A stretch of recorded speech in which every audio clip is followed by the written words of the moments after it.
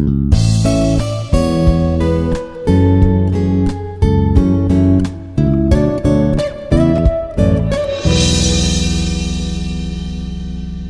everyone, I'm Dr. Abdul Pashaa, working as Assistant Professor, Institute of Aeronautical Engineering, Dundigal, Hyderabad, the Department of Electrical and Electronics Engineering. So it is about today's class, Power System Operation and Control.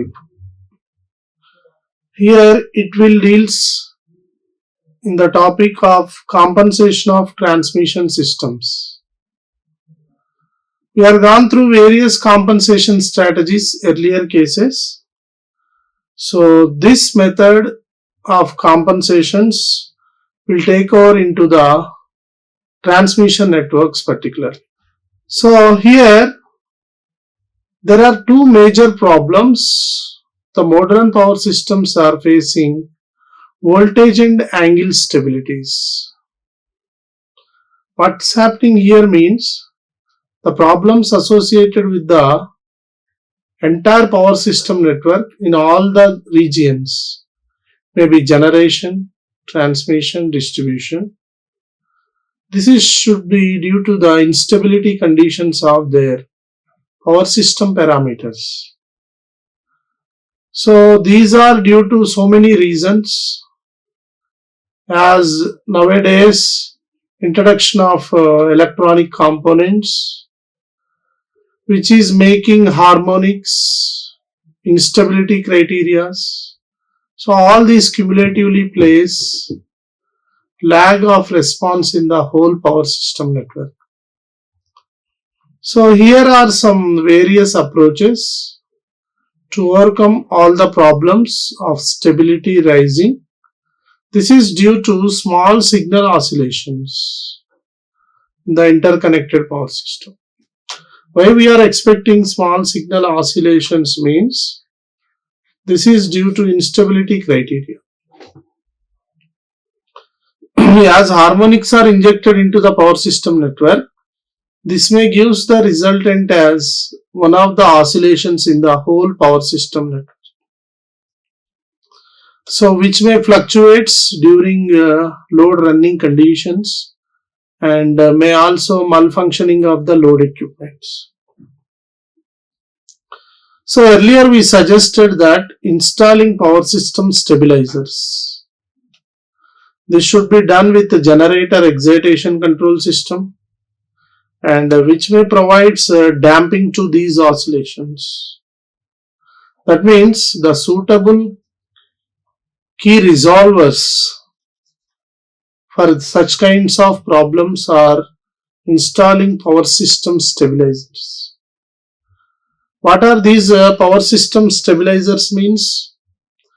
As compensation strategies, where the lag of response is denoting or indicating, such kinds we are going to introduce power system stabilizers. This is to be done with the cumulative action of generator excitation control systems, which providing dampings to these oscillations. When power system stabilizers are introduced, they introduce one of the damping techniques. By that we can regulate these oscillations in the whole power system network. So however, with the development in the power electronic technologies, we have so many controllers introduced in the whole power system industry that may be done with the various reactive power control equipments, which are increasing day by day in the power transmission systems. This may lead to suitable results of the whole network. So power network is mostly reactive in nature, as Q component is there. So synchronous generators, they are ready to generate active power, which is specified by the mechanical power input that we already know in any power generating station. It may be hydel, thermal, nuclear, whatever it may be the power generation. This is the usual thing happens. So reactive power supplied by the generator is usually indicated by the network and load requirements.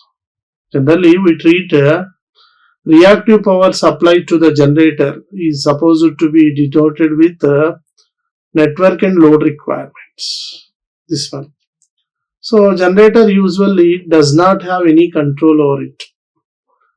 We are not connecting any controller to the generator equipment. So however, with the lack of reactive power, so which can cause voltage collapse in the system.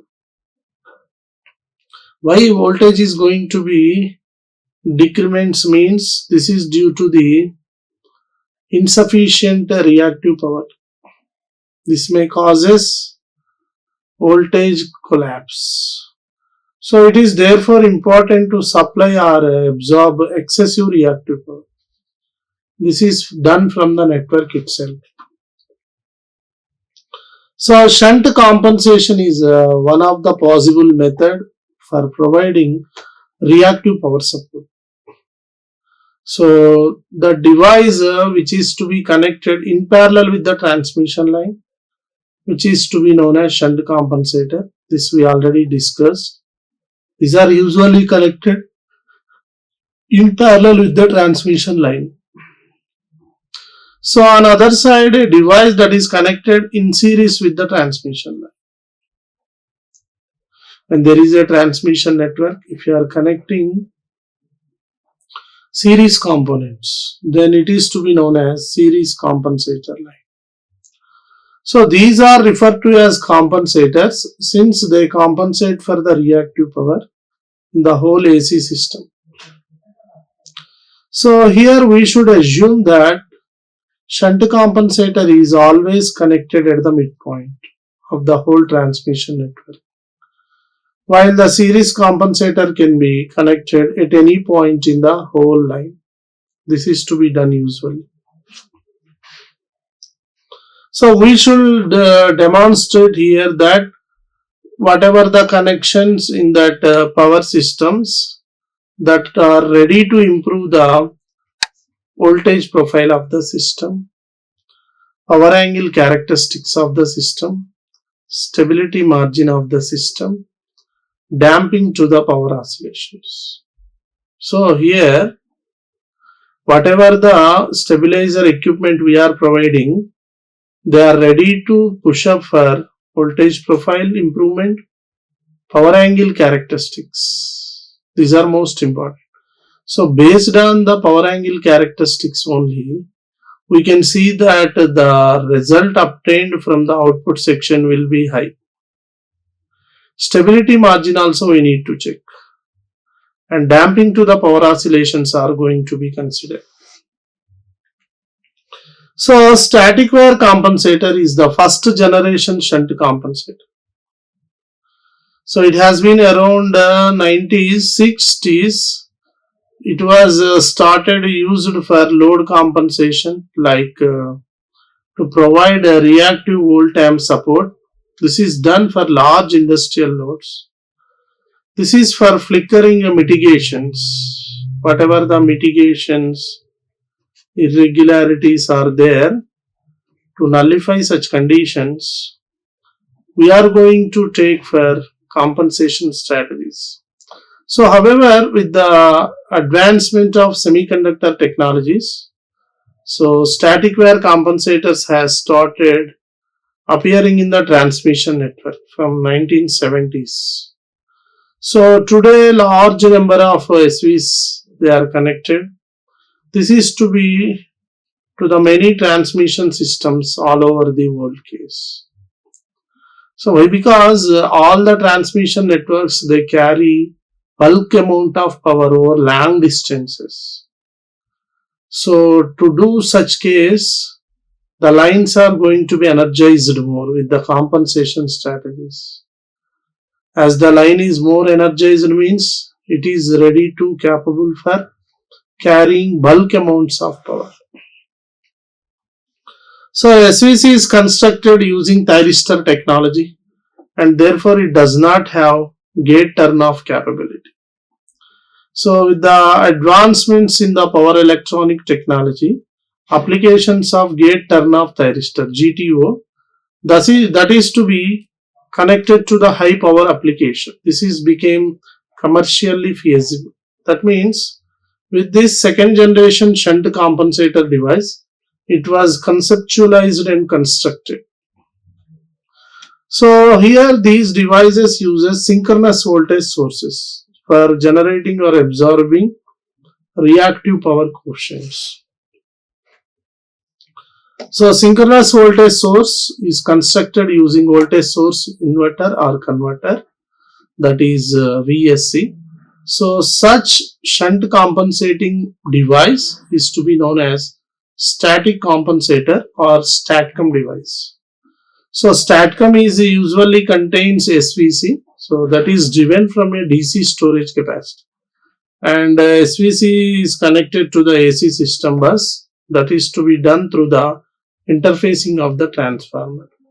So transformer steps the AC system voltage down such that voltage rating of SVC is going to switches are within the specified limit. So this is to be usually done under the section of transformer cases. So furthermore, the leakage reactance of the transformer will plays a very significant role. That means in the operation of STATCOM it is most beneficial. So like the SVC, thyristor controlled series compensator, that means TCSC is a thyristor based series compensator that connects a thyristor controlled reactor in parallel with a fixed capacitor. So here what is happening means, just like static pair controllers, so thyristor controlled series capacitor TCSC, this is based on the thyristor series compensator that is connecting to the thyristor controlled reactor. So this is coupled to the TCR, means this should be connected in parallel with a fixed capacitor case. So by varying the firing angles, so by making the angle 0, 60, 90, 180 like that, we are going to suppose it to varying the firing angle, means anti-parallel thyristors are connected. That means in series with the reactor, that is in the TCR connection. So the fundamental frequency is going to be inductive reactance of the TCR that can be automatically changed. So this affects a change in the reactance of the TCSC, and it can also be controlled to produce either inductive or capacitive reactance. So alternatively, static synchronous series compensator or SSC can be used for series compensation. So usually SSC is an SVS based all GTO based device. Here GTO means gate turn off thyristor, so which contains a voltage source converter. So this is basically driven by the DC capacitor itself. One of the DC capacitors as a couple it should be treated. So output of this voltage source converter is connected to a 3-phase transformer. So other end of the transformer connection is in series with the whole transmission. So as the connections are interchanging frequently, then the output of the VSC may be connected to 3-phase transformer case. So here two ends of the transformers are connected in series with the whole transmission network. So unlike that TCSC connection, it changes the impedance of the line. So SSC injects a voltage in the whole line that should be in quadrature with the line current. So as there is a change in the impedance, that we should treat that it is going to be injecting some voltage, means then static synchronous compensating devices are connected as in a manner such that they are to be quadrature with the line current case. So by making that suitable arrangement of SSC, the voltage to be lead or lag the line current by 90 degrees itself. So that means SSC can evaluate the behavior of the inductance, or it may be suitable to the capacitance case that should be usually have. So here one of the best compensating devices, and they provide some suitable parameters to the whole power system network, are ideal shunt capacitors, improving voltage profile devices, improving power angle characteristic devices, improving stability marginal devices, improving damping to power oscillation devices. That means ideal shunt compensator will do the compensation behind the line, and this will ready to inject the voltage as it is connected in parallel with the whole transmission. The line is going to be energized more means then ideal shunt capacitors will read for injecting the voltage where the lag of response is there. So by that we can expect it to see that there should be improving voltage profile.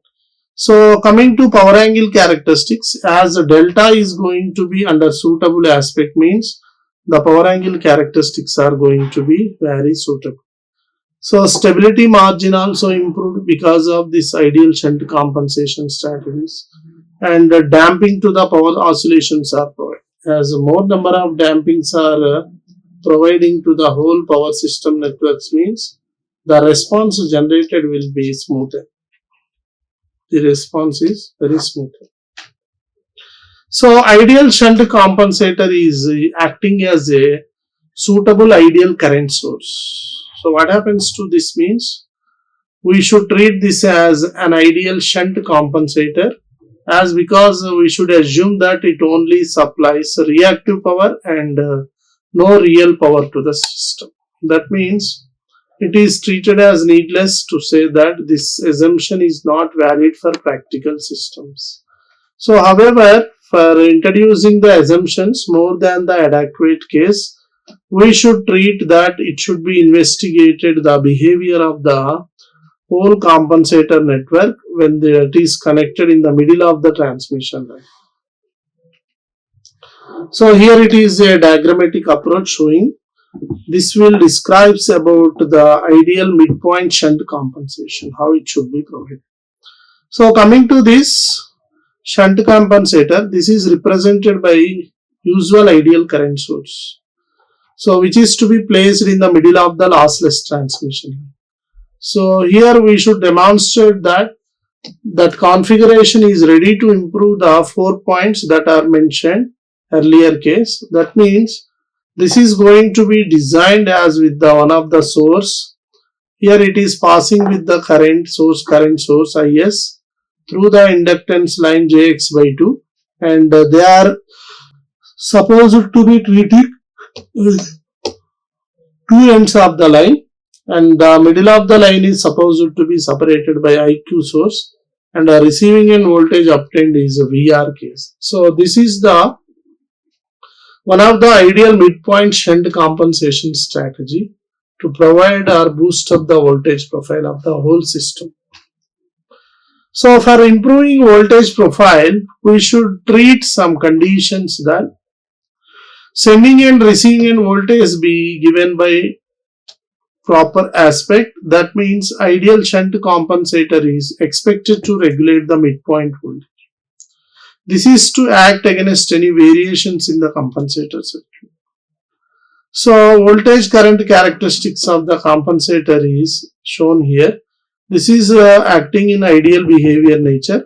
So this is not feasible in practical systems. Why? Because we get a slight droop in characteristics in the entire voltage line. That means as this line is the voltage case, it should be dividing as separating of leading and lagging aspects. So these are the representations of voltage current characteristics of an ideal shunt compensator.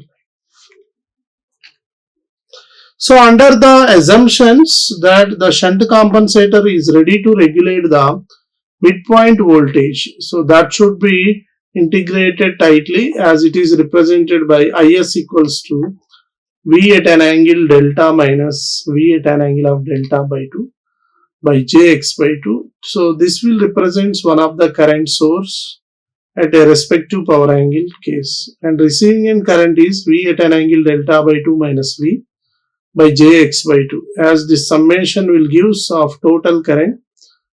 Is is the sending end current, that's IR receiving end current, which will be the coefficient of IQ.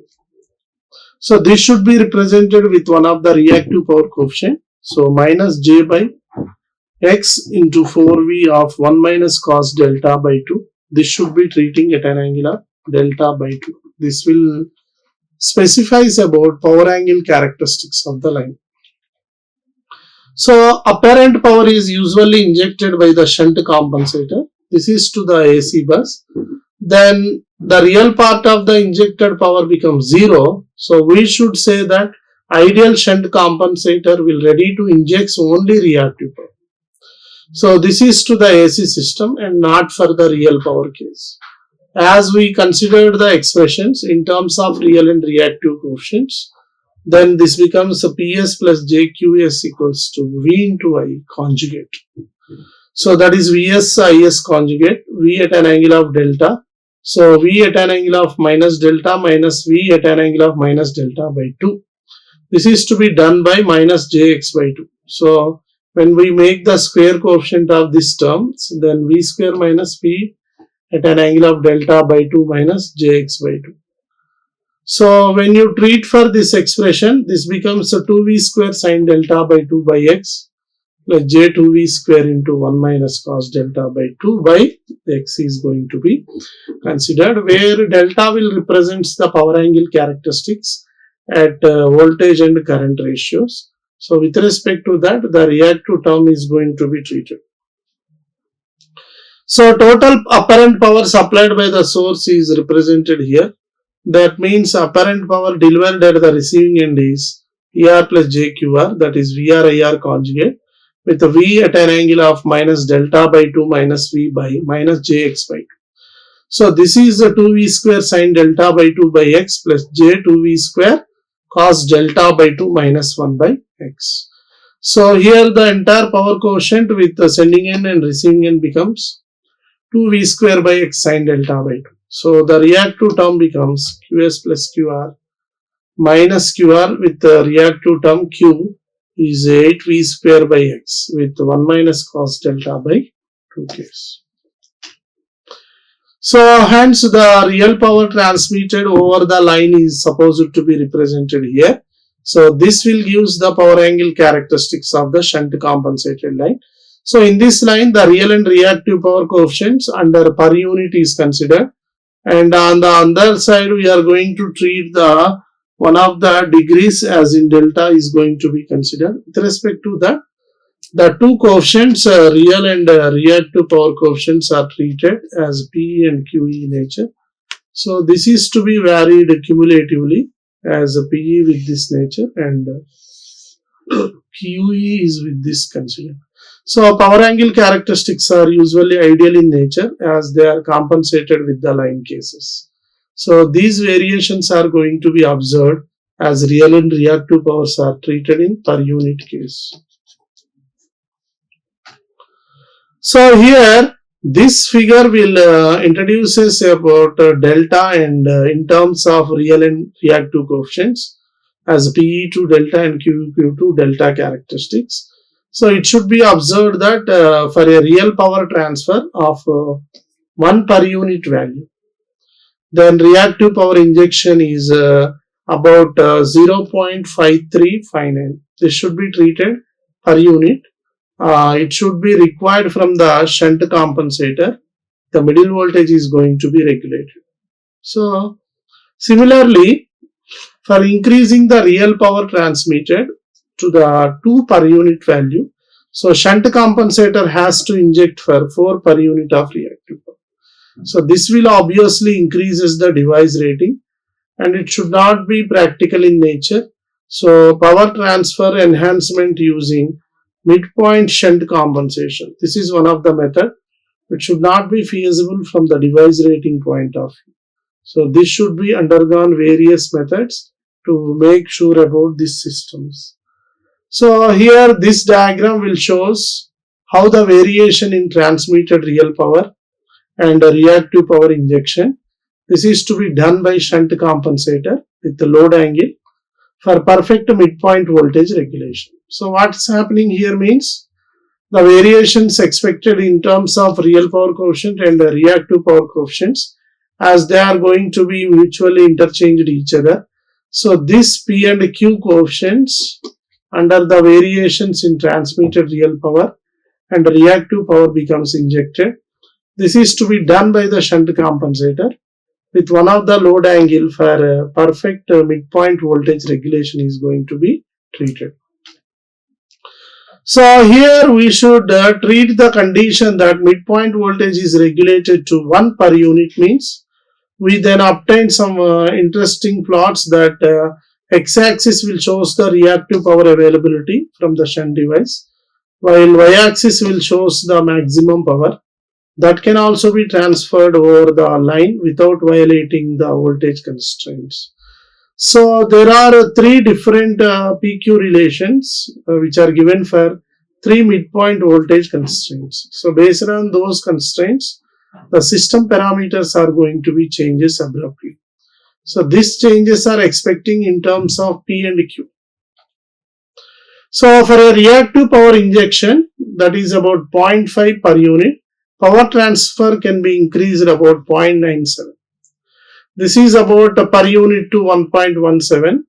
This is done by lowering the midpoint voltage about 0.9. So for a reactive power injection greater than 2 per unit, so best power transfer capability is obtained for Vm equals to 1 per unit. So therefore it will no benefit over in reducing the voltage constraints. So when the shunt device is capable of injecting large amounts of reactive power.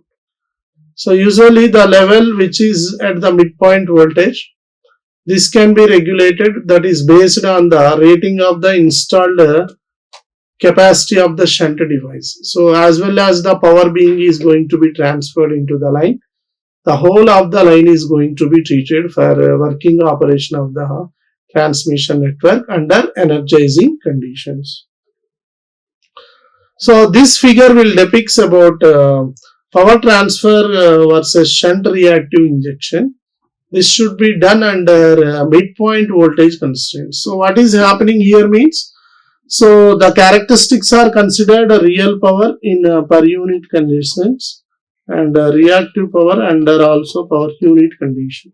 So the real power coefficient may varies from 0, 0.8, 1, 1.2, 1.4 up to 2 it will be reached. Reactive power coefficient also 1, 2, 3, 4 up to 4 it should be treated, and based on those constraints the line may are going to be drawn here. So here the magnitude of voltage under 0.9 is considered at the above level of the instant, but beneath the case this is it should be happened with 1.0 and the middle of the line will shows with 0.95. That means power transfer under shunt reactive injection makes the increase in this real coefficient. That means this should be done under midpoint voltage constraints. So as midpoint voltage constraints are maximally treated means the system parameters are going to be changed abruptly. That response is suitable to generate give more power at the load end. So this will treat under midpoint voltage constraints phenomenon. So as the characteristics are goes on increasing for the whole of the line, then real power coefficients are most suitable to treat for all these conditions. So based on that criteria, we should treat at a respective value. For 0 to 1, there should be little bit change expected, and from 0.8 that should be somewhat higher, and like that if you are goes on increasing 0, 0.8, 1, 1.2, 1.4 up to maximum extent about 2, this will ready to give the shunt reactive injection under midpoint voltage constraints. So this will be the suitable case for giving suitable power output. So coming to this, these are some of the references whichever I have considered. So these are best suitable to go with delivering lectures under various voltage constraints. So this phenomena of giving the power with less reducing damping oscillations means the system behavior will be changed according to the compensation strategies provided in the whole of the transmission network. So likewise we can make for more compensation strategies introducing with various controllers in the whole system. So according to that we can treat for number of controllers. Thank you. Like, share and subscribe. Hit the bell icon for more updates.